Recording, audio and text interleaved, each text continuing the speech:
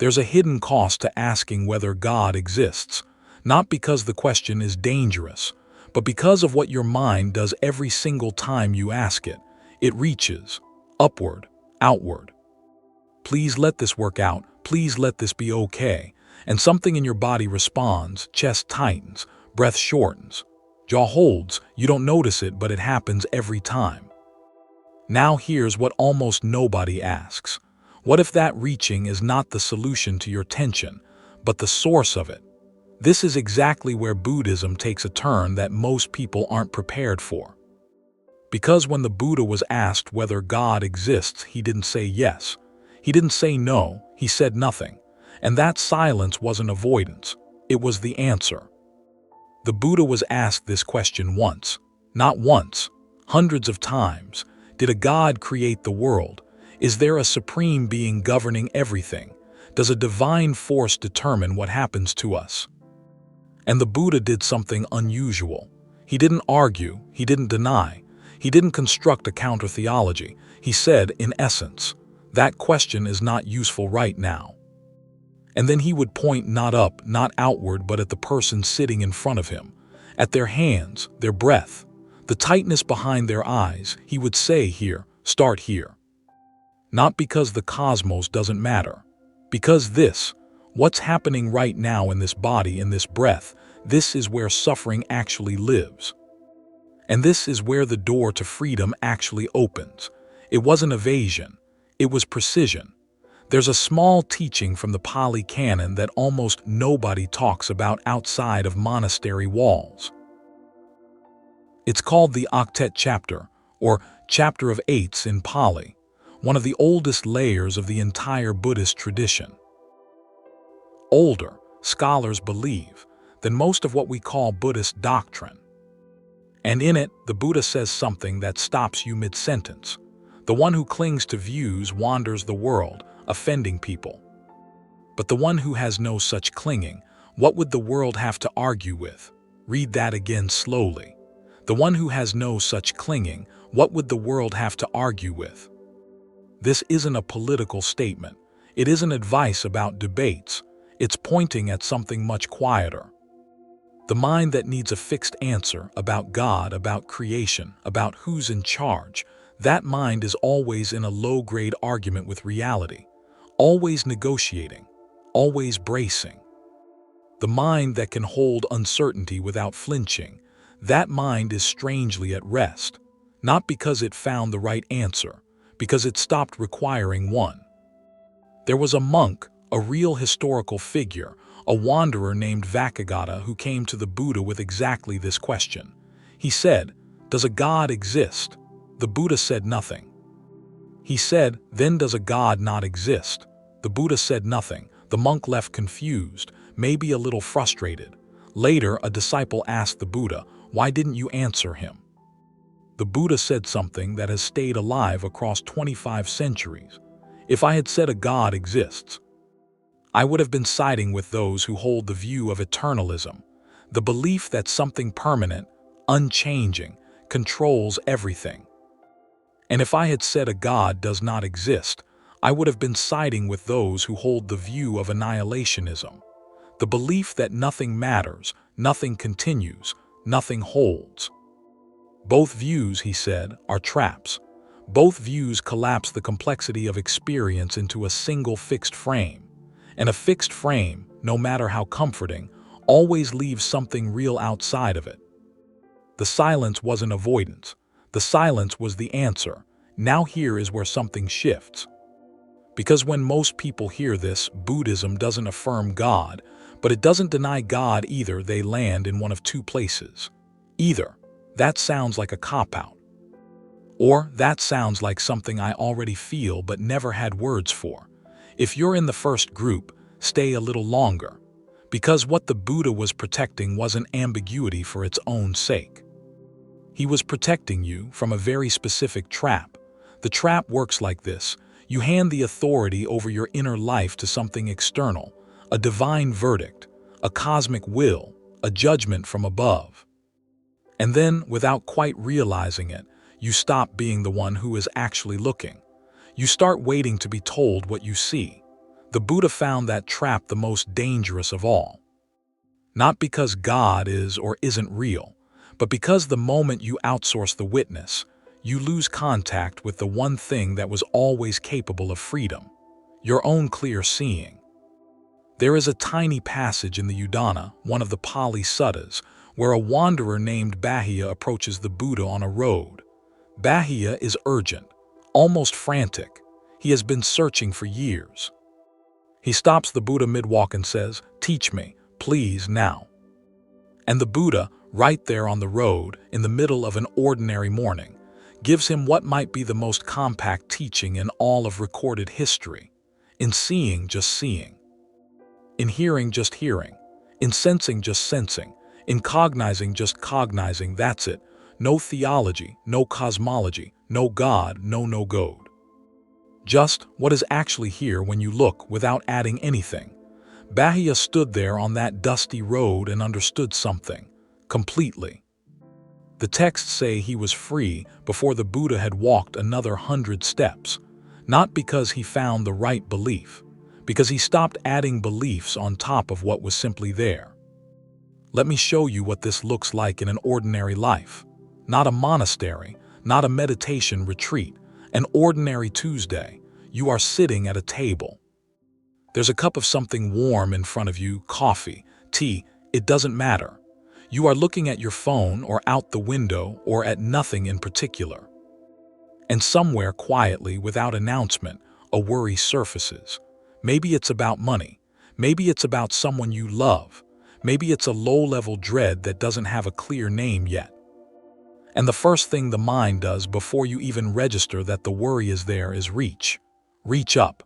Reach out. Please let this be okay. Please make this work out. Please, and in that reaching, something in the body contracts. The shoulders move slightly forward. The breath becomes a little thinner. The jaw, if you notice it, tightens by just a degree. This reaching posture, this physical, bodily event, is what the Buddha called the first arrow, not the worry itself, the resistance to the worry. The bid to have something outside yourself absorb the weight of it, and the reaching doesn't relieve the tightness, it creates it. Now stay with that scene for a moment. Because here is what Bahia's teaching actually points to in that ordinary Tuesday moment. What if, instead of reaching, you just looked? Not looked for a solution, not looked for reassurance. Just looked at what was actually there. A warm cup on a table, the sound of something outside the window, a car, a bird, wind, the sensation of the chair against your back. The worry itself as a sensation, where does it live in the body, chest, stomach, throat?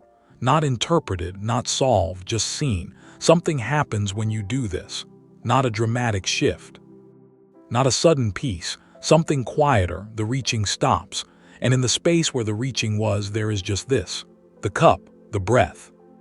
The worry, now smaller because it is no longer being argued with. This is what the Buddha was pointing at, not a teaching about God's existence. A teaching about what happens in you when you stop requiring the question to be answered. Let's be careful here, because this can sound like giving up, like resignation. Like pretending the hard questions don't matter. It's the opposite.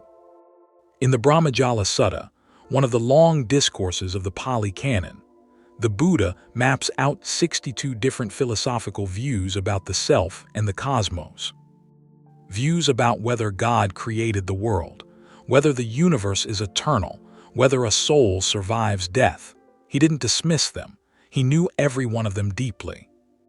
And then he said, all of them are nets, beautifully constructed nets, and a mind that has been caught in a net, any net experiences a particular kind of strain.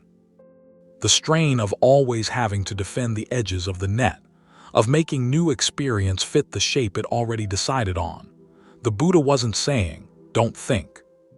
He was saying, notice what happens when you hold a view so tightly that the view starts living your life for you. That's the quiet thing. That's what most philosophy classes never get to. Not the content of the belief, the holding, what holding a fixed belief does to the quality of attention. There is a question underneath the question about God. It rarely gets asked directly, but it's always there. The real question is, am I okay? Is this, whatever this is, going to be okay? And the God question for many people is an attempt to get that answered from the outside. To locate a being large enough, powerful enough, caring enough to guarantee the answer is yes. The Buddha wasn't unsympathetic to this. He knew the fear underneath the theology. He felt it in every person who came to him with the cosmic questions, and he didn't answer the cosmic question. He addressed the fear. He said, the suffering comes from not seeing clearly. Not from the absence of a protector, from the absence of clear seeing. And clear seeing, unlike divine favor, is something that can actually be developed, right here, right now, by you. Not because you are special, because you are already doing it in fragments without knowing it. Every time you notice what is actually happening, without immediately trying to fix or escape it, that's the seed of what he was pointing at. Here is something concrete. The next time you feel that reaching sensation, that upward, outward bid for something to absorb what you're carrying, try this, just for 30 seconds. Don't redirect the feeling. Don't suppress it. Don't tell yourself you shouldn't need reassurance. Just sit for 30 seconds and locate the feeling in your body, not the story around it, the sensation itself. Is it heavy? Is it tight? Is it hot? Is it in your chest, your throat, your forehead? Stay with the sensation as sensation, not as a problem to solve, not as evidence of something wrong. Just, this is what fear feels like when I let it be exactly what it is. What you will notice, maybe not the first time, but eventually, is that the sensation itself doesn't hurt the way the resistance to it does. The pain is in the pushing away. The peace, small, not dramatic, is in the turning toward. This is what 2,500 years of Theravada practice has been pointing at, not a cosmic answer. A different relationship to the question. And this is where the God question stops being about God. Because what Buddhism ultimately offers isn't a replacement theology. It isn't atheism dressed up in robes. It's something stranger and more useful. It's a shift in where you stand when you look at your life. Most frameworks, theistic or otherwise, put something outside you at the center. A creator, a force, a law, a narrative. And you are always slightly downstream from that center. Always receiving. Always responding. Always organized around something you did not choose. Buddhism puts the witnessing itself at the center, not the self. Not a permanent, fixed self. The Buddha was very clear on that. But the act of clear seeing, the awareness that is already here, already watching, already present before you decide what it all means. That awareness in Buddhist understanding is not created by anything. It is not governed by anything. It simply is. And from within that awareness, when the mind is not contracted around a question, something becomes possible that is difficult to describe. A kind of ease that isn't happiness. A kind of groundedness that isn't certainty. The Pali word is upekkha. It's usually translated as equanimity, but equanimity makes it sound passive, detached. It's more like the stability of a person who is no longer spending all their energy on the reaching, who is simply here, watching, without needing what they see to be different from what it is. A second moment, a different kind of ordinary, a woman, not a monk, not a practitioner, not someone with any particular training, is standing in a grocery store. This was not a peaceful moment. It was a hard week. There had been a conversation that didn't go the way she hoped. There was a decision she couldn't make yet. There was a feeling she'd been carrying since Monday that she didn't have a name for. She is standing in the produce section, holding an apple, the skin of it under her thumb. And for no particular reason, not because she tried, not because she meditated, not because she prayed, she notices the apple, really notices it, the weight of it. The specific red at the top fading to yellow at the base, the slight give of the skin when pressed. For about 4 seconds she is completely here, no decision, no conversation, no Monday. Just the apple and the hand holding it and the sound of someone in the next aisle. Then the thoughts return. The worry surfaces again. She puts the apple in the cart. She doesn't think about those 4 seconds again that day, but something was there. In those 4 seconds, there was no reaching. There was no need for a verdict from above. There was just what was actually present. And in Buddhist understanding, that unremarkable moment in a grocery store was exactly what Bahia found on a dusty road. In seeing, just seeing. Not a spiritual achievement, a human one, already available, already happening in flashes in everyone.